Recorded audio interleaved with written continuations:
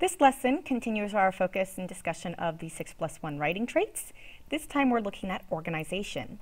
By the end of this lesson, you'll be able to define organization as a writing trait, explain its role in developing good writing, and what it involves in terms of the elements of organization we use in writing, then use all of that information to compose a well-organized piece of writing.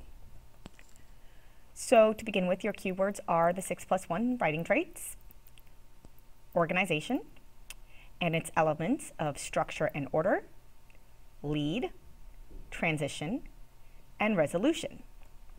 You may recall from a previous lesson that the 6+1 writing traits are those building blocks of good writing. They are not the same thing as the writing process, but rather they are the pieces of writing that allow writing to make a whole picture for the reader. We had talked last time about how ideas are the foundation of this picture because they provide the heart of the message, that main idea.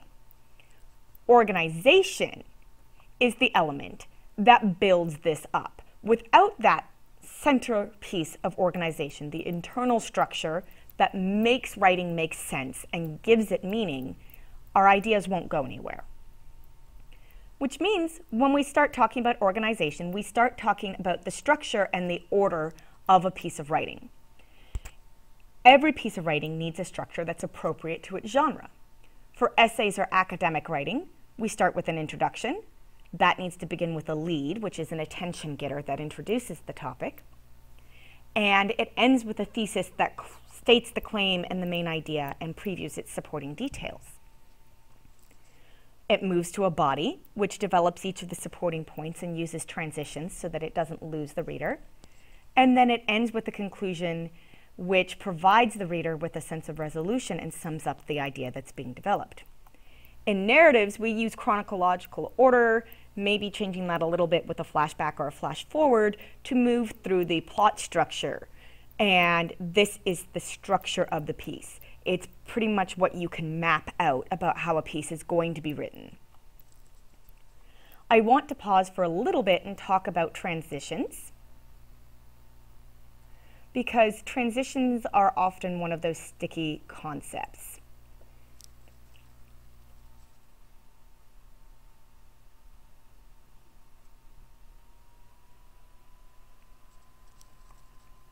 So when we develop ideas, we have to use details to build them, but the details have to be grouped into subtopics in order to be useful, which means this leads to a need for us to change topics in a sense as we move from point to point to point.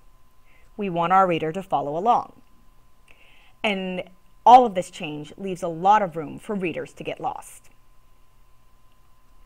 And that means we have to find a way to guide readers through our papers and our supporting points and our details as we develop them so it doesn't get lost, the idea doesn't get lost in the shuffle.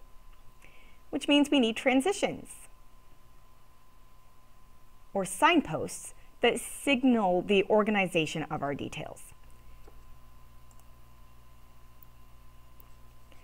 And that brings us to this part, where transitions are very simply the words or phrases that act as signposts or guides to the order of an idea's development. You guys use these all the time. You just don't realize what they're called.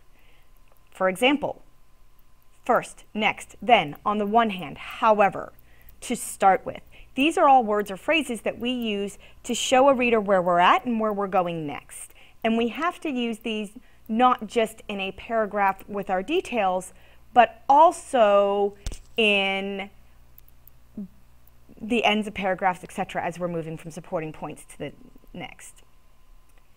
So, why does organization matter? And it matters because without it, your idea and your reader are going to get lost. We're going to focus more on things like structure and order and creating thesis statements and so on and so forth as we go throughout this unit so that your organization skills are improved, and we're going to use it to strengthen a couple of pieces of writing we are going to be doing very, very soon.